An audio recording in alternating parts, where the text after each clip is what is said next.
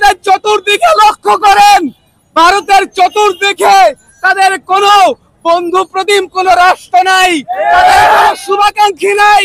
নেপালের মতো রাষ্ট্র, যারা একটা হিন্দু রাষ্ট্র, সেই রাষ্ট্র ভারতের এগেনস্টে দাঁড়িয়েছে। এর অন্যতম কারণ বিজেপি আরএসএস এর যে কট্টর হিন্দুত্ববাদ, তাদের যে আগ্রাসী মনোভাব, তাদের যে সন্ত্রাসী মনোভাব, তার জন্যই ভারতের চতুর্দিকের প্রত্যেকটা রাষ্ট্র আজ ভারতের বিরুদ্ধে দাঁড়িয়েছে। আপনারা এই আরএসএস এর যে পলিসি, সেটার বিরুদ্ধে যদি সংগ্রাম না করেন, তাহলে আপনারা এই ভারতকে ঠেকাতে পারবেন না। চতুর্দিক থেকে ভারতের বিরুদ্ধে লড়াই সংগ্রাম হবে, এই ভারত আর ভারত থাকবে না।